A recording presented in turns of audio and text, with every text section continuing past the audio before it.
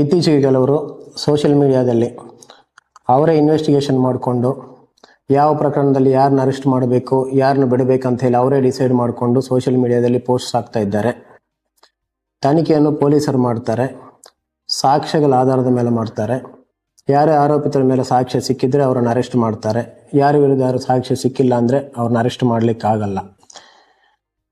ಯಾರ ಹತ್ರ ಆದರೂ ಯಾವ ಕೇಸಲ್ಲಾದರೂ ಸಾಕ್ಷ್ಯ ಇದ್ದರೆ ಪೊಲೀಸ್ ಸ್ಟೇಷನ್ಗೆ ಬರ್ರಿ, ನಾವು ಆ ಸಾಕ್ಷ್ಯವನ್ನು ಪರಿಗಣಿಸ್ತೀವಿ. ನೀವು ಯಾರನ್ನಾದ್ರೂ ಆರೋಪಿತರ ವಿರುದ್ಧ ಸಾಕ್ಷ್ಯ ಇದ್ರೂ ತೊಂದರೆ ಇಲ್ಲ, ಯಾರನ್ನಾದ್ರೂ ಪೊಲೀಸರು ಹಿಡಿಯುತ್ತಿದ್ದಾರೆ ಅಂತ ಅನಿಸಿ ಅವ್ರು ಇನ್ನೋಸೆಂಟ್ ಅನಿಸಿದರೆ ಆ ಸಾಕ್ಷ್ಯ ಇದ್ದರೂ ಕೂಡ ಪರವಾಗಿಲ್ಲ. ಪ್ರತಿ ಸಾಕ್ಷ್ಯವನ್ನು ಕೂಡ ಪೊಲೀಸರು ಯಾವಾಗಲೂ ಪರಿಗಣಿಸ್ತಾರೆ. ಅದನ್ನು ಬಿಟ್ಟು ಸೋಷಿಯಲ್ ಮೀಡಿಯಾದಲ್ಲೇ ನೀವು ಇನ್ವೆಸ್ಟಿಗೇಷನು ಟ್ರಯಲ್ ಮಾಡೋಕ್ಕೆ ಹೋಗಿದರೆ ಅದು ಕೂಡ ಒಂದು ಅಪರಾಧ ಆಗುತ್ತೆ. ಅನ್ನೆಸರ್ಲಿ ನಿಮ್ಮ ವಿರುದ್ಧ ಕೂಡ ಪ್ರಕರಣ ದಾಖಲಾಗುತ್ತೆ. ಇದನ್ನು ಮಾಡದೆ ರೆಸ್ಪಾನ್ಸಿಬಲ್ ಸಿಟಿಸನ್ ಆಗಿರಿ. ನಿಜವಾಗ್ಲೂ ನಿಮ್ಮ ಹತ್ರ ಏನಾದರೂ ಸಾಕ್ಷ್ಯ ಇದ್ದರೆ ಪೊಲೀಸ್ ಸ್ಟೇಷನ್ಗೆ ಬರ್ರಿ, ನಮ್ಮ ಆಫೀಸಿಗೆ ಬರ್ರಿ. We are always ready to appreciate the evidence.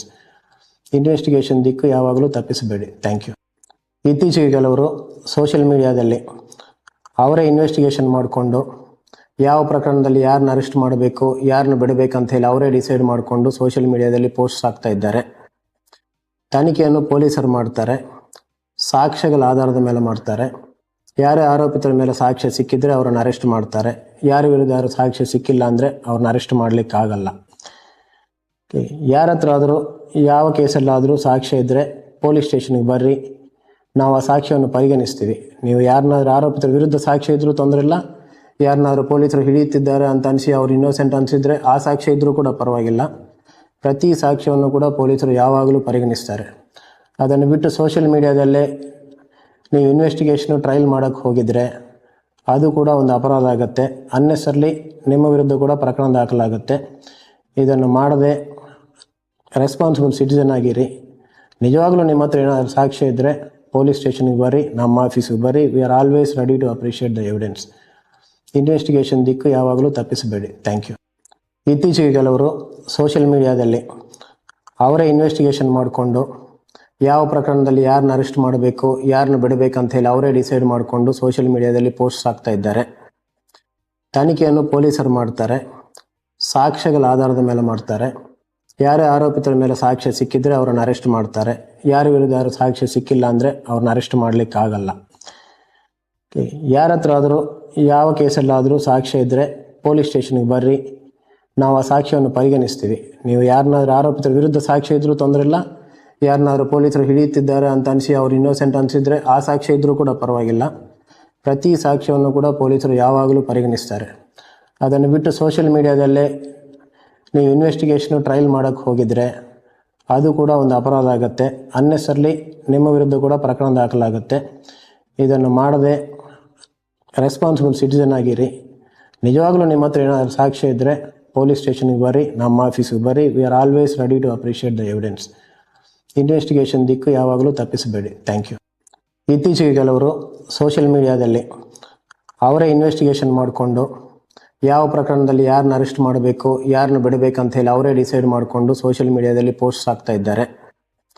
ತನಿಖೆಯನ್ನು ಪೊಲೀಸರು ಮಾಡ್ತಾರೆ, ಸಾಕ್ಷ್ಯಗಳ ಆಧಾರದ ಮೇಲೆ ಮಾಡ್ತಾರೆ. ಯಾರೇ ಆರೋಪಿತರ ಮೇಲೆ ಸಾಕ್ಷ್ಯ ಸಿಕ್ಕಿದ್ರೆ ಅವ್ರನ್ನ ಅರೆಸ್ಟ್ ಮಾಡ್ತಾರೆ. ಯಾರ ವಿರುದ್ಧ ಯಾರು ಸಾಕ್ಷ್ಯ ಸಿಕ್ಕಿಲ್ಲ ಅಂದರೆ ಅವ್ರನ್ನ ಅರೆಸ್ಟ್ ಮಾಡಲಿಕ್ಕಾಗಲ್ಲ.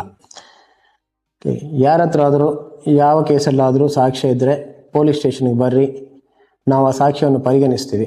ನೀವು ಯಾರನ್ನಾದ್ರೂ ಆರೋಪಿತರ ವಿರುದ್ಧ ಸಾಕ್ಷ್ಯ ಇದ್ರೂ ತೊಂದರೆ ಇಲ್ಲ, ಯಾರನ್ನಾದ್ರೂ ಪೊಲೀಸರು ಹಿಡಿಯುತ್ತಿದ್ದಾರೆ ಅಂತ ಅನಿಸಿ ಅವ್ರು ಇನ್ನೋಸೆಂಟ್ ಅನಿಸಿದರೆ ಆ ಸಾಕ್ಷ್ಯ ಇದ್ದರೂ ಕೂಡ ಪರವಾಗಿಲ್ಲ. ಪ್ರತಿ ಸಾಕ್ಷ್ಯವನ್ನು ಕೂಡ ಪೊಲೀಸರು ಯಾವಾಗಲೂ ಪರಿಗಣಿಸ್ತಾರೆ.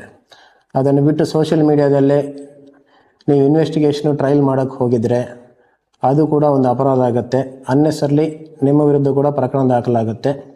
ಇದನ್ನು ಮಾಡದೆ ರೆಸ್ಪಾನ್ಸಿಬಲ್ ಸಿಟಿಸನ್ ಆಗಿರಿ.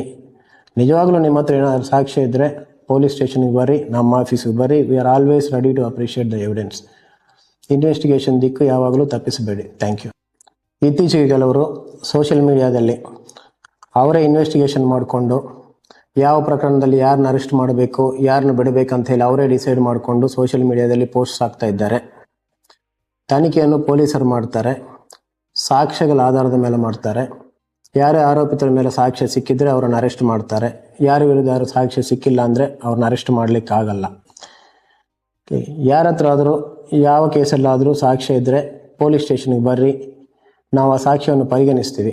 ನೀವು ಯಾರನ್ನಾದ್ರೂ ಆರೋಪಿತರ ವಿರುದ್ಧ ಸಾಕ್ಷ್ಯ ಇದ್ರೂ ತೊಂದರೆ ಇಲ್ಲ, ಯಾರನ್ನಾದ್ರೂ ಪೊಲೀಸರು ಹಿಡಿಯುತ್ತಿದ್ದಾರೆ ಅಂತ ಅನಿಸಿ ಅವ್ರು ಇನ್ನೋಸೆಂಟ್ ಅನಿಸಿದರೆ ಆ ಸಾಕ್ಷ್ಯ ಇದ್ದರೂ ಕೂಡ ಪರವಾಗಿಲ್ಲ. ಪ್ರತಿ ಸಾಕ್ಷ್ಯವನ್ನು ಕೂಡ ಪೊಲೀಸರು ಯಾವಾಗಲೂ ಪರಿಗಣಿಸ್ತಾರೆ. ಅದನ್ನು ಬಿಟ್ಟು ಸೋಷಿಯಲ್ ಮೀಡಿಯಾದಲ್ಲೇ ನೀವು ಇನ್ವೆಸ್ಟಿಗೇಷನು ಟ್ರಯಲ್ ಮಾಡೋಕ್ಕೆ ಹೋಗಿದರೆ ಅದು ಕೂಡ ಒಂದು ಅಪರಾಧ ಆಗುತ್ತೆ. ಅನ್ನೆಸರ್ಲಿ ನಿಮ್ಮ ವಿರುದ್ಧ ಕೂಡ ಪ್ರಕರಣ ದಾಖಲಾಗುತ್ತೆ. ಇದನ್ನು ಮಾಡದೆ ರೆಸ್ಪಾನ್ಸಿಬಲ್ ಸಿಟಿಸನ್ ಆಗಿರಿ. ನಿಜವಾಗ್ಲೂ ನಿಮ್ಮ ಹತ್ರ ಏನಾದರೂ ಸಾಕ್ಷ್ಯ ಇದ್ದರೆ ಪೊಲೀಸ್ ಸ್ಟೇಷನ್ಗೆ ಬರ್ರಿ, ನಮ್ಮ ಆಫೀಸಿಗೆ ಬರ್ರಿ. We are always ready to appreciate the evidence. Investigation ದಿಕ್ಕು ಯಾವಾಗಲೂ ತಪ್ಪಿಸಬೇಡಿ. Thank you. ಇತ್ತೀಚೆಗೆ ಕೆಲವರು ಸೋಷಿಯಲ್ ಮೀಡಿಯಾದಲ್ಲಿ ಅವರೇ ಇನ್ವೆಸ್ಟಿಗೇಷನ್ ಮಾಡಿಕೊಂಡು ಯಾವ ಪ್ರಕರಣದಲ್ಲಿ ಯಾರನ್ನ ಅರೆಸ್ಟ್ ಮಾಡಬೇಕು, ಯಾರನ್ನ ಬಿಡಬೇಕಂತ ಹೇಳಿ ಅವರೇ ಡಿಸೈಡ್ ಮಾಡಿಕೊಂಡು ಸೋಷಿಯಲ್ ಮೀಡಿಯಾದಲ್ಲಿ ಪೋಸ್ಟ್ ಹಾಕ್ತಾ ಇದ್ದಾರೆ. ತನಿಖೆಯನ್ನು ಪೊಲೀಸರು ಮಾಡ್ತಾರೆ, ಸಾಕ್ಷ್ಯಗಳ ಆಧಾರದ ಮೇಲೆ ಮಾಡ್ತಾರೆ. ಯಾರೇ ಆರೋಪಿತರ ಮೇಲೆ ಸಾಕ್ಷ್ಯ ಸಿಕ್ಕಿದ್ರೆ ಅವ್ರನ್ನ ಅರೆಸ್ಟ್ ಮಾಡ್ತಾರೆ. ಯಾರ ವಿರುದ್ಧ ಯಾರು ಸಾಕ್ಷ್ಯ ಸಿಕ್ಕಿಲ್ಲ ಅಂದರೆ ಅವ್ರನ್ನ ಅರೆಸ್ಟ್ ಮಾಡಲಿಕ್ಕಾಗಲ್ಲ. ಯಾರ ಹತ್ರ ಆದರೂ ಯಾವ ಕೇಸಲ್ಲಾದರೂ ಸಾಕ್ಷ್ಯ ಇದ್ದರೆ ಪೊಲೀಸ್ ಸ್ಟೇಷನ್ಗೆ ಬರ್ರಿ, ನಾವು ಆ ಸಾಕ್ಷ್ಯವನ್ನು ಪರಿಗಣಿಸ್ತೀವಿ.